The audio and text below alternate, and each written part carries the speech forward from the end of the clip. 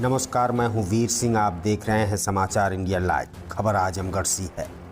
अनुप्रिया पटेल पहुंची आजमगढ़, बोली हाशिए पर खड़े समाज की लड़ाई सदैव लड़ता चला आ रहा है अपना दलेस।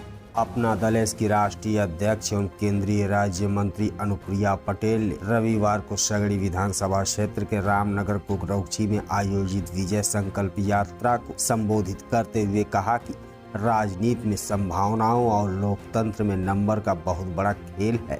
अपना दल हाशिए पर पड़े समाज की लड़ाई सदैव लड़ता चला रहा है। 69,000 शिक्षकों की भर्ती के लिए आंदोलन कर रहे बेरोजगारों की मांग शीघ्र ही पूरी होगी। सगड़ी की धरती से अपना दल का बड़ा नाता है। दल के संस्थापक सोनेलाल पटेल ने 1990 से लेकर अपने जीवन पर्यंत तक अनेक बार यहां पर आकर लोगों को जागृत किया। विजय संकल्प यात्रा में घंटों देरी से पहुंची अनुप्रिया पटेल ने कहा कि सगड़ी की धरती हमारे पिता सोनेलाल पटेल के लिए काफ़ी महत्वपूर्ण रही है। उन्होंने इस क्षेत्र में शिक्षा को स्थापित कर बालिका शिक्षा को प्रोत्साहित किया। दलित और पिछड़े समाज के लिए उन्होंने आजीवन संघर्ष किया। अपना दल उनके संघर्षों को आज भी आगे बढ़ा रहा है। हम सामाजिक न्याय की चिंतन धारा को आगे बढ़ाने का काम कर रहे हैं। उन्होंने कहा कि 1931 में जातीय आधार पर जनगणना की गई थी। 2021 में जनगणना की प्रक्रिया संचालित हो रही है। देश में जनगणना जातीय आधार पर हो, हम लोग इसके पक्षधर हैं। अपना दल कमजोर वर्ग की आवाज़ है।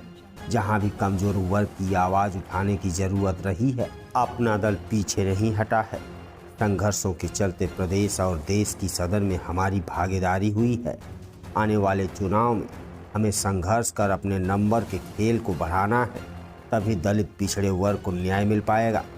अनुप्रिया पटेल ने कहा कि आने वाले चुनाव में आप सोच विचार कर वोट करना, भावना में बहकर किसी ऐसे प्रत्याशी का चयन नहीं कर देना जिसमें आपको 5 साल पछताना पड़े।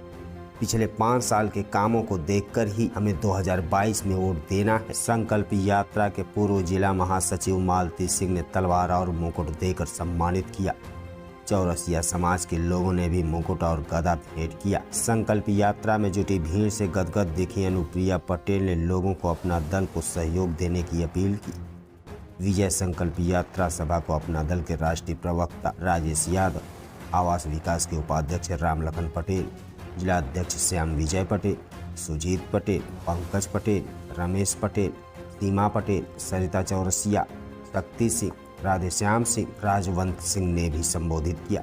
अंत में कार्यक्रम के आयोजक मालती सिंह के पति राकेश सिंह ने सभी आगंतुकों का आभार व्यक्त करते हुए कहा कि कार्यक्रम को सफल बनाने में आप सभी का सहयोग सराहनीय रहा है।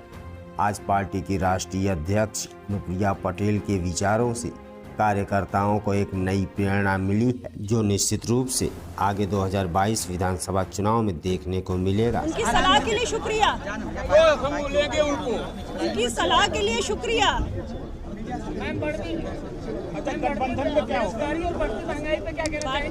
भारतीय जनता पार्टी के साथ हमने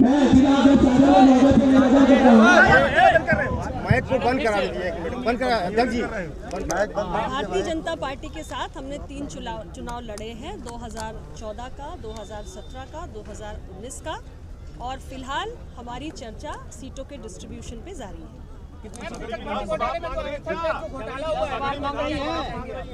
मैंने अपने वक्तव्य में भी इस बात को स्पष्ट रूप से कहा है कि 69,000 शिक्षक भर्ती के प्रकरण में पिछड़ा वर्ग के अभ्यर्थियों के साथ अन्याय हुआ है।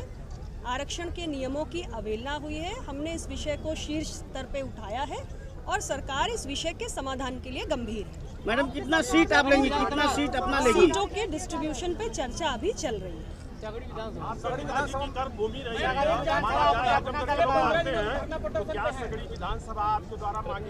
देखिए, हमने पूरे प्रदेश की तमाम विधानसभाओं की सूची बनाई हुई है और चर्चा अभी चल रही है। जब हमारा निष्कर्ष निकल आएगा डिस्ट्रीब्यूशन पे, तब हम आपको सबसे पहले बताएंगे।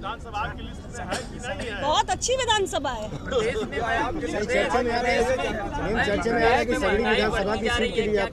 सरकार समाधान निकालने में लगी है। मैडम, सुनने में आ रहा है कि सगड़ी विधानसभा आप लेने जा रही हैं अपने प्रत्याशी के लिए। मेरा बस चले तो मैं सब ले लूं। किस प्रत्याशी को घोषित करेंगी मैडम?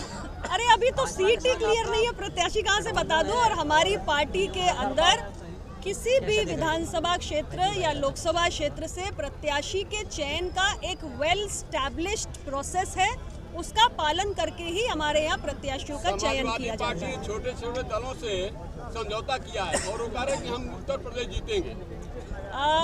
ये कोई कहता है क्या चुनाव में उतरने वाला कि हम हारेंगे? हर कोई कहता है कि वो जीतेगा, जीत का दावा हर कोई करता है, फैसला अंतिम मोहर जनता लगाती है, मतदाता लगाते हैं। मैडम आप महिला हैं, महिलाओं के लिए कोई विशेष प्लान आपकी तरफ से आपकी पार्टी में? हमारी पार्टी महिलाओं को बहुत प्रोत्साहन देती है। संगठन में हम अहम पद महिलाओं को देखते हैं, ज़्यादा से ज़्यादा उनको अवसर देते हैं कि वो आएँ और प्रदेश की राजनीति में अपनी भागीदारी सुनिश्चित करें। जैसे प्रियंका गांधी ने महिलाओं के लिए 40% आरक्षण की बात वो की लागू है। करें अपने राज्यों में, उनके जो पार्टी के रूल स्टेट्स हैं जैसे राजस्थान है या छत्तीसगढ़ है, उनको लागू करना चाहिए सब जगह। ठीक है, थैंक यू।